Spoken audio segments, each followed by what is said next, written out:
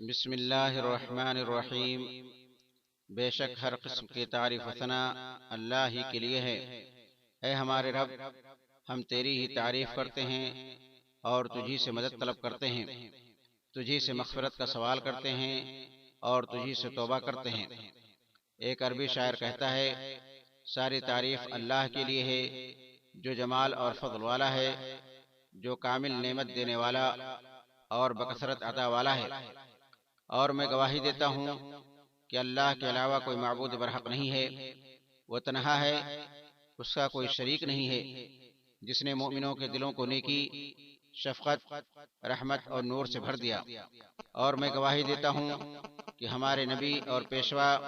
محمد صلی اللہ علیہ وسلم اللہ کے بندے اور اس کے رسول ہیں، جنہوں نے مخلوق کو اپنے رب کی اجازت سے لڑائی و جھگڑا کی آگ سے محبت اور باہمی وحدت و اتفاق میں ڈبو دینے والے آنسوؤں کی طرف نکالا۔ ایک عربی شاعر کا کہنا ہے کہ آپ علیہ السلام کی بعثت سے نیک و اچھے اعمال واضح ہو گئے، لہذا ظلم و تاریکی نے پیٹ پھیر لیا اور بری طرح سے شکست کھا گیا، اور خوف کے بعد امن کا دورہ ہو گیا، یہاں تک کہ کائنات نے خوب ترقی کی اور اس کے معاملات درست ہو گئے۔ اللہ تعالیٰ کی رحمت و سلامتی اور برکت نازل ہو آپ علیہ السلام پر اور آپ کے تمام اہل خانہ پر اور آپ کے نرم دل صحابیوں پر اور تابعین پر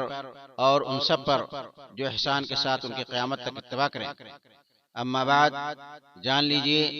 کہ بلا شبہ بہترین کامیابی دلانے والی وصیت اور خوش کرنے والی نصیحت تمام مخلوقوں کے رب اللہ سبحانہ وتعالیٰ کا تقویٰ ہے، کیونکہ تقویٰ ہی سب سے مضبوط سہارا ہے اور اس شخص کے لیے سب سے زیادہ ضروری چیز ہے جس کا ارادہ نیک اعمال کی چوٹی تک پہنچنے کا ہے اور شرف و عزت کا سب سے بڑا توشہ ہے۔ اللہ کا فرمان ہے، حج کے لیے ذات راہ اپنے ساتھ لے لو، اور سب سے بہتر توشہ تقویٰ ہے۔ سورہ بقرہ آیت نمبر 197۔ اے مسلمانوں، یہ ایک ایسا زمانہ ہے جس میں انسانوں کے اکثر احساسات خشک ہو کے ٹوٹی ہوئی سوکھی گھاس کی طرح ہو گئے ہیں، جن کو ہوائیں ادھر ادھر اڑاتی پھر رہی ہیں، اور ابدان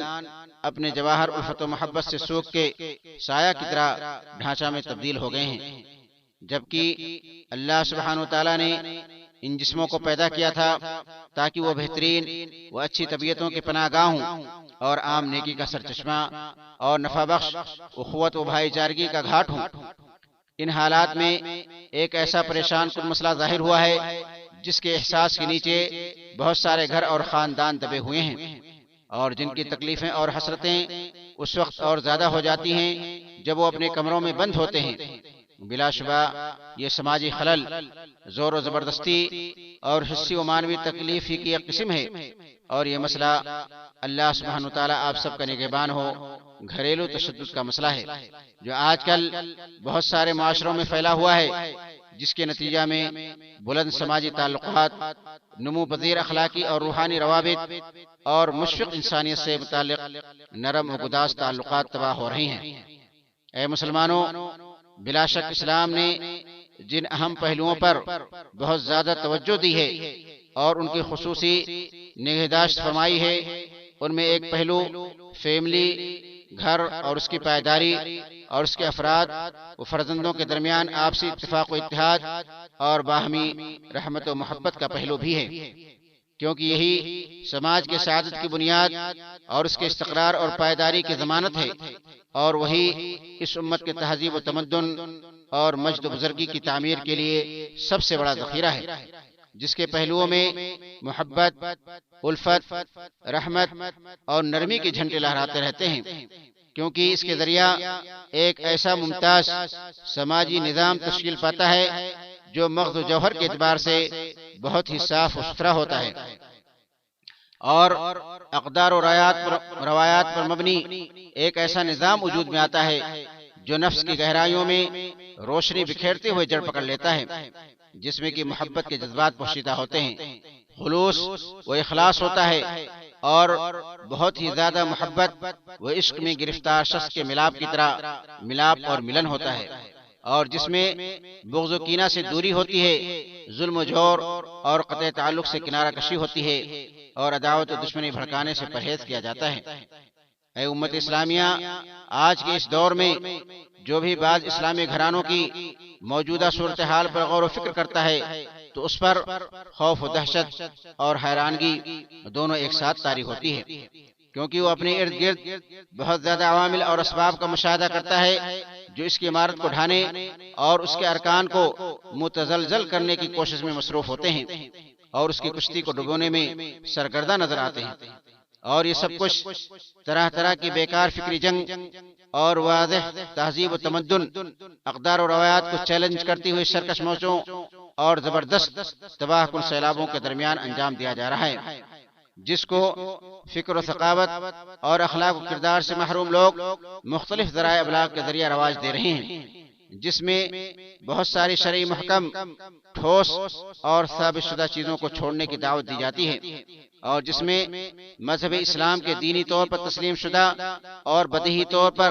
معلوم مسائل اور خاص طور سے خاندانی تعلقات اور مرد عورت سے متعلق مسائل کے بارے میں شک و شبہ میں ڈالا جاتا ہے۔ اس کے علاوہ اور بھی اسباب ہیں جن میں اس زمانہ کے اندر بعض سماجوں اور معاشروں میں عقیدہ کے مختلف پہلوؤں اور شریعت کی تنفیذ میں پائے جانے والی کوتاہی ہے۔ شرعی علم میں بے رغبتی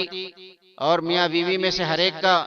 اپنے حقوق سے پہلے اپنی ذمہ داریوں کو جاننے میں بے رخی ہے، اور جس دن سے لوگوں میں صحیح دینداری کمزور پڑ گئی اور شریعت کے بارے میں ان کی لاعلمی و نادانی بہت زیادہ ہو گئی اور مادیت ہر آدمی کے سر پر چڑھ کر بوننے لگی، اس کا عروج غلبہ ہو گیا، اسی دن سے سماجی روابط کے تعلقات کمزور پڑ گئے اور خاندانی تشدد کے مظاہر و اشکال مختلف ہو گئے۔ اور ایک ایسی چیز ہے جس کی تاکید و توثیق میدانی عملی اسٹڈیز سے بھی ہوتی ہے، جس سے پتہ چلتا ہے کہ 35% گھریلو تشدد کا سبب دینداری کا کمزور ہو جانا ہے۔ اے مومنو، ایک اور بھی اہم سبب ہے جس سے غفلت برتنا ممکن نہیں ہے، اور وہ تربیت کے مختلف پہلوؤں میں کئی طرح کی کوتاہی اور تساہلی ہے۔ اسی طرح اکثر اسلامی ممالک کے ابلاغی و نشریاتی پروگراموں اور نصاب تعلیم میں پائی جانے والی نقائص اور کمیاں ہیں، جس کے نتیجہ میں لوگ آسانی سے منحرف افکار اور اجنبی نصاب تعلیم سے متاثر ہو جاتے ہیں۔ اسی وجہ سے سماجی ظلم اور گھریلو تشدد کی بہت زیادہ شکلیں ظاہر ہوتی ہیں، جن کا سامنا آج کل بعض سماج اور معاشرے کر رہے ہیں۔ اور اب تو حالت یہ ہو گئی ہے کہ بعض گھروں کی بیٹیاں اور بیٹے، جن میں بڑے بڈھے سب شامل ہیں، نفسیاتی اور جسمانی تشدد کے تلے دبے ہوئے ہیں، جس میں ان کی کرامت و بزرگی رائگاں جاتی ہے، ان کی انسانیت تار تار ہوتی ہے، جو کہ ہمیں برے انجام سے آگاہ کر رہا ہے اور ایسی نسلوں کو پیدا کر رہا ہے جو کہ آداب و فضائل سے آری ہیں۔ اسلامی بھائیوں اور بہنوں، یقیناً یہ مزمن اور لا علاج بیماری جب کسی گھر میں پیدا ہو جاتی ہے تو اس گھر کے افراد کو ایک کے بعد دیگرے اپنا نشانہ و شکار بناتی رہتی ہے، اور سب سے پہلے جو اس کی تپش اور حرارت کو محسوس کرتا ہے اور اس کی چنگاریوں کی تکلیف اٹھاتا ہے اور اس کے شعلوں کی گرمی کی مشقت کو برداشت کرتا ہے، وہ ہماری بیٹیاں، عورتیں اور معصوم بچے ہوتے ہیں۔ یہی وجہ ہے کہ کتنے زیادہ بچے چھیڑ خانی، جسمانی تکلیف اور گھریلو تشدد کی وجہ سے جسمانی بیماریوں کا شکار ہو گئے اور نفسیاتی امراض میں مبتلا ہو گئے، بلکہ اس سے بھی بڑھ کر اس خوفناک عمل اور قبیح فعل سے بہت سارے بچے تعلیمی طور پر پیچھے رہ گئے یا کسی عقلی و ذہنی پریشانی میں مبتلا ہو گئے، جس سے ان کو پیچھے رہنے یا آٹزم یعنی نظام عصبی کی بیماری ہو گئی۔ اور یقیناً سب سے بڑا خطرہ جو آباد خاندانوں اور گھروں کو دھمکی دے رہا ہے وہ عورت کے خلاف تشدد ہے، اور جوان لڑکوں اور بسا اوقات جوان لڑکیوں کا گھر سے بنا کسی ٹھکانہ کے نامعلوم جگہ کی طرف فرار ہو جانا ہے، جس سے ان کے شرارتی اور برے ساتھیوں یا گمراہ اور انتہا پسند فکر والوں کے جال میں پھنسنے کا بہت زیادہ اندیشہ ہوتا ہے، جن کی اس زمانہ میں بالکل کمی نہیں ہے، اور جن میں نادر قسم کی اور غلو پر مبنی آرا و افکار نیز زبردست شرکس الہادی رہنے پھیلی ہوئی ہیں، اور کبھی کبھار ان میں سے کچھ نشیلی اشیاء اور منشیات کی فتنہ میں پڑ جاتے ہیں، لہذا وہ اس کی خرید و فروخت میں لگ جاتے ہیں، یا اس کی اسمگلنگ میں ملوث ہو جاتے ہیں اور اس کو رواج دینے لگتے ہیں، یا اس کے کھانے کے عادی ہو جاتے ہیں، اور کبھی معاملہ اس سے بھی تجاوز کر جاتا ہے اور وہ دہشت گردی، تشدد، انتہا پسندی کا شکار ہو جاتے ہیں، امت کے خلاف ہتھیار اٹھا لیتے ہیں، اماموں اور حاکموں کے خلاف بغاوت کرتے ہیں، سماج کو کافر قرار دیتے ہیں، غلو کرتے ہیں، اعتدال اور وسطیت کے طریقہ کو چھوڑ دیتے ہیں، جس سے وہ گروہی، جماعتی نسبتوں اور دہشت گردانہ جماعتوں کے چنگل میں پھنس جاتے ہیں، اور پھر ہماری نسلوں کو لڑائی و جھگڑوں کے مرکز اور فتنوں و اختلاف کی جگہوں میں پھنسا دیتے ہیں۔ اے امت اسلامیہ، اس پریشان کن بیماری کی تشخیص اور اس کے قاتلانہ اثرات کو جان لینے کے بعد ہمارے اوپر ضروری ہو جاتا ہے کہ اس اچانک دھاوا بولنے والے خطرہ سے مقابلہ کے لیے حفاظتی تدابیر عمل میں لائیں، تاکہ اور زیادہ بڑا نہ ہونے پائے، اور اس سے پہلے کہ وہ اپنوں اور غیروں کو اپنی مضبوط گرفت ملے اور ان کو قولی یا فعلی طور پر تکلیف پہنچائے۔ اور اس سلسلے میں ہم لوگوں کا سب سے پہلا اور بہتر قدم یہ ہونا چاہیے کہ ہم دینداری کے عنصر کو تقویت دیں، اللہ عز و جل سے خوف کھائیں، اس کی صحبت اور نگرانی کو محسوس کریں، اس کے امر و نہی کی تعظیم کریں، اور اعتدال پسندی نیز میانہ روی کو بروئے کال لائیں، کیونکہ ہماری شریعت تعمیر کی شریعت ہے، تخریب کی نہیں ہے، ترقی اور اصلاح کی شریعت ہے، ہلاکت و بربادی کی شریعت نہیں ہے، جو ہر قسم کی اصلاح و درستی کی طرف دعوت دینے والی ہے اور ہر قسم کے بگاڑ و فساد سے روکنے والی ہے۔ حضرت علامہ ابن قیم رحمہ اللہ کا کہنا ہے کہ جو بھی دنیا کے حالات کا جائزہ لے گا تو اسے معلوم ہو جائے گا کہ دنیا کی ہر صلاح کی وجہ اللہ سبحانہ وتعالیٰ کی توحید، اس کی عبادت اور اس کے رسول کے اطاعت و فرما برداری ہے، اور سچ فرمایا سارے جہانوں کے رب نے، جبکہ اس نے ارشاد فرمایا اور وہ سب سے سچا فرمانے والا ہے، اور جس کو اللہ نے روشنی نہیں فراہم کی تو اس کے لیے اور کوئی روشنی نہیں ہے۔ سورہ نور آیت نمبر 40۔ میرے حبیبو، اس سلسلے کا دوسرا احتیاطی قدم اور پہلے سے اٹھایا گیا حفاظتی تدبیر اخلاقی پہلوؤں، فضائل اور اقدار و روایات کو بڑھاوا دینا ہے، ان کو جلا بخشنا ہے، کیونکہ یہی درست شخصیت کی تعمیر کے لیے روح کی معراج ہے، اور یہی اس کو ایک معتدل، مضبوط، مربوط، موزوں اور راسخ شخصیت بناتی ہے، جس کا قدوہ نمونہ نبی ہدایت و رحمت محمد صلی اللہ علیہ وسلم ہے، جن کو اخلاق و عادات کا سب سے زیادہ اور وافر حصہ ملا ہوا تھا، اور جنہوں نے انسانیت کو کمال اور عظیم بلندیوں تک پہنچایا، اور جن کا فرمان ہے کہ میری بعثت صالح اخلاق کی تکمیل کے لیے ہوئی ہے۔ یہ روایت بخاری نے ادب مفرد میں ذکر کیا ہے۔ بنابراً ضروری ہے کہ ہم اپنے اندر تدلیس، دھوکہ اور فریب سے خالی روشن و چمکدار ربانی اخلاق و اقدار کو تقویت دیں، مثلا رحمت، عدل، سچائی، وفاداری، حسن سلوک، نرمی، اخلاص، امانت داری، احسان، اخوت اور بھائی چارگی کو عام کریں، اور ان کے علاوہ روشن اچھی عادتیں اور خوشبودار خصلتیں جو انسان کی راہ کو روشن کرنے والی چراغیں ہیں، اور جو اخلاق والے کے لیے امن و امان کا ڈاٹ والو ہیں، جو اس کو اخلاقی بے راہ روی، انتشار اور بیکار کی زندگی سے بچاتی ہیں، اور گمراہی کے گڈھوں میں گرنے سے محفوظ رکھتی ہیں، اور اس کی ذات و اہل خانہ کو شقاوت و بدبختی میں واقع ہونے سے رکاوٹ ہوتی ہیں۔ چنانچہ یہ کون سی انسانی رحمت ہے اس شخص کے پاس جو اپنے فرزندوں، عورتوں اور اہل خانہ کو تشدد، تکلیف، ہلاکت، قتل اور فنا کا نشانہ بناتا ہے۔ ایک عربی شاعر کا کہنا ہے، بد اخلاقی سے دور رہو کیونکہ وہ رسوا بدنام کرتی ہیں، سب سے خراب برائی بد اخلاقی اور بد مذہبی ہے۔ برادران ایمان، تیسرا قدم عفو درگزر، رواداری، گفت و شنید اور رفق و نرمی کی کلچر کو فروغ دینا اور اس کو بڑھاوا دینا ہے، اور رفق و نرمی کے لیے ہی کافی ہے کہ ایک معزز خوبی اور عظیم فضیلت ہے جس سے خود اللہ رب العالمین متصف ہے اور جس نے اپنے نبی کو اس کے ساتھ موصوف کیا ہے۔ فرمان الہی ہے، اے پیغمبر، یا اللہ عز و جل کی بہت بڑی رحمت ہے کہ تم ان کے لیے بہت نرم مزاج واقع ہوئے ہو، ورنہ اگر کہیں تم تندخو اور سنگ دل ہوتے تو یہ سب تمہارے گرد و پیش سے چھٹ جاتے۔ سورہ آل عمران آیت نمبر 159۔ اور ہمارے نبی کا ارشاد ہے،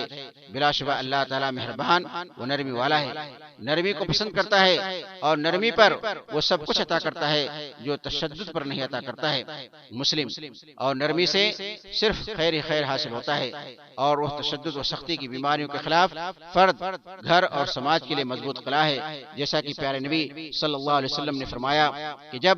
اللہ عز و جل کا ارادہ کسی گھر والے کے ساتھ خیر و بھلائی کا ہوتا ہے تو ان کو رفق و نرمی کی توفیق دیتا ہے۔ یہ روایت مسند امام احمد بن حنبل کی ہے۔ اور چوتھا قدم زوجین یعنی میاں بیوی کے درمیان رحمت و محبت کا پایا جانا ہے، کیونکہ سخت اختلافات، بحث و تکرار اور عداوت و دشمنی کے بیچ کسی گھر کی تعمیر یا زندگی کا قیام ممکن ہی نہیں ہے۔ اور کیسے گھر کے ابناء محبت سے لطف اندوز ہوں گے اور الفت و پیار سے مزہ لیں گے ایک ایسی فضا میں جس پر لڑائی جھگڑا، اختلاف اور نا اتفاقی غلبہ ہے۔ اور کیا کوئی بھی زندگی رحمت و محبت کے بغیر سیدھی و درست رہ سکتی ہے؟ کیونکہ اللہ سبحانہ و تعالیٰ کا فرمان ہے کہ اس نے تمہارے درمیان الفت اور رحمت بنائی۔ سورہ روم آیت نمبر 21۔ بعد ازاں برادران اسلام، یقیناً سب سے عظیم اور نفع بخش تدبیر بچاؤ اور پرہیز گھریلو حقوق اور ذمہ داریوں کا جاننا ہے، اور پھر ہر شخص کا اپنی ذمہ داریوں کو صحیح طور سے ادا کرنا ہے، کیونکہ ذمہ داری کی حقیقت اور اس کے مطلب و مقصد کے بارے میں اکثر لوگ ناسمجھی کا شکار ہو گئے ہیں، اور ان کو اس کے مقصد کی عظمت و بھاری پن اور اس کے حدود کا احساس نہیں ہے۔ اور ایک بدترین مصیبت اور مخفی و قبیح شر ہے جو گھر اور اس کے عناصر ترکیبی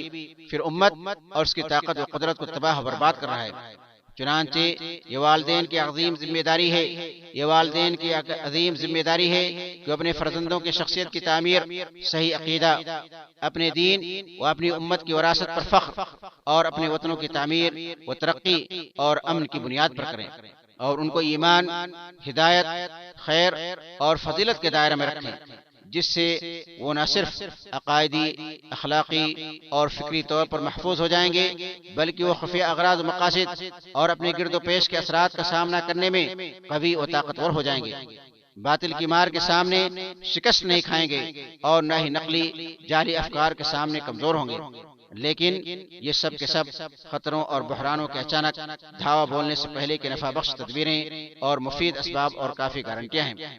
لیکن مصیبت اور حادثہ واقع ہونے کے بعد اللہ تعالیٰ کے علاوہ کوئی اس کو دور کرنے والا اور ختم کرنے والا نہیں ہے۔ ایسی صورت میں اس کی شفایابی کی دوا اور اس کا مکمل تریاق و علاج اللہ تعالیٰ کی طرف رجوع اور اس کے شریعت کی تحکیم و تنفیذ ہے،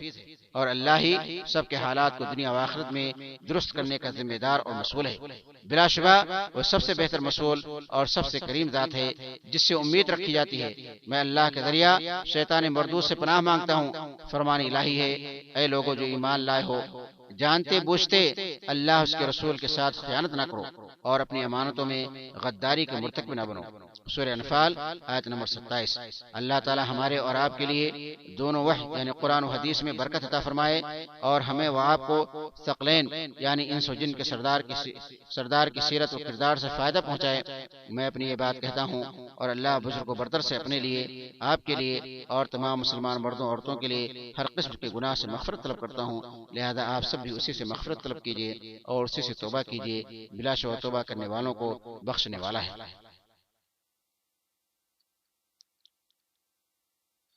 ساری تعریف اللہ کے لیے ہے جس نے ہر چیز کو پیدا کر کے اس کی تقدیر بنائی، اور میں گواہی دیتا ہوں کہ اللہ کے علاوہ کوئی معبود برحق نہیں ہے، وہ تنہا ہے، اس کا کوئی شریک نہیں ہے، جو اپنی رحمت، علم اور تدبیر کے لحاظ سے ہر چیز کو کشادہ ہے۔ اور میں گواہی دیتا ہوں کہ ہمارے نبی محمد علیہ السلام اللہ کے بندے اور اس کے رسول ہیں، جن کو اللہ نے ہدایت دینے والا،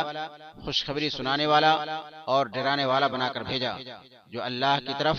اس کی اجازت و مرضی سے دعوت دینے والے اور روشن چراغ ہیں۔ اللہ تعالیٰ کی رحمت ہو آپ صلی اللہ علیہ وسلم پر اور آپ کے اہل خانہ و صحابیوں پر۔ ثنا و درود کے بعد، اللہ کے بندو، اللہ کی سپرد کردہ امانتوں میں اللہ سبحانہ و تعالیٰ سے ڈرو اور نیکیوں بھلائیوں کا احساس کر کے اس کی رضامندی کے حصول کی کوشش کرو، اس سے تمہیں خوشیاں اور برکتیں حاصل ہوں گی۔ اے میرے دینی بھائیوں، یاد رہے کہ مسلمان گھرانوں کے اندر محبت،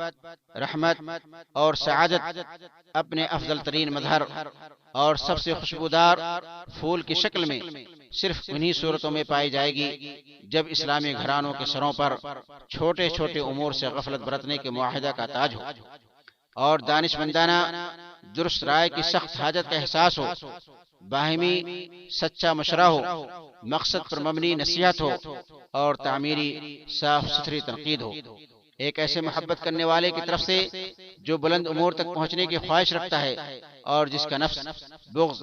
حسد، کینہ، کپٹ اور عداوت و دشمنی سے پاک رہتا ہے۔ اس کے علاوہ زوجین یعنی میاں بیوی کو اپنی نفسوں اور اپنے بچوں کے ساتھ رحمت و شفقت اور عدل و انصاف کرنے کی بہت زیادہ اہمیت ہے، اور ہر اس چیز سے دور رہنے کی ضرورت ہے جس سے ایک ہی گھر کے فرزندوں کے درمیان بے تعلقی اور بغض و عداوت جنم لیتی ہے۔ اور اس بات کی سخت ضرورت ہے تاکہ یہ مسائل بڑھ کے پریشان کن وبا کی شکل نہ اختیار کر لیں کہ لوگوں کو اس سے باز رکھنے والے نظام بنائے جائیں اور گھریلو تشدد کو انجام دینے والے شخص کے لیے منع کرنے والی تعزیری سزائیں نافذ کی جائیں۔ اسی طرح ایک کامل اسٹریٹجک پلان تیار کرنے کی بھی اہمیت واضح ہے جن میں ان سماجی مسائل کے حفاظتی اور علاجی تدابیر کا ذکر ہو، اور عورت، بچہ اور گھر کے حقوق کی ضمانت کے لیے ایک عالمی، تمدنی، اسلامی منصوبہ اور پلان تیار کیا جائے تاکہ ہر کوئی گھریلو امان اور سماجی امن سے لطف اندوز ہو۔ اور اب ہم اللہ تبارک تعالیٰ کی تعریف کرتے ہیں جس نے ان عظیم امنی کارکردگیوں اور شاندار مثالی احتیاطی اور حفاظتی اقدامات کے نتیجے میں اس مبارک ملک کے امن کی حفاظت فرمائی اور اس کو برقرار رکھنے کی سہولت و آسانی عطا فرمائی، جو صرف اللہ پاک کے فضل و کرم سے پورے ہوتے ہیں۔ لہذا اسی کے لیے تعریف و احسان ہے۔ پھر ان کوششوں کا نتیجہ ہے جو ہمارے امن کے فوجی اللہ کی راہ، پھر اپنے دین، حکمرانوں اور اپنے ملک کی راہ میں انجام دے رہے ہیں، اور دہشت گردانہ تخطیط و پلاننگ سے پردہ اٹھا رہے ہیں، اور دھماکوں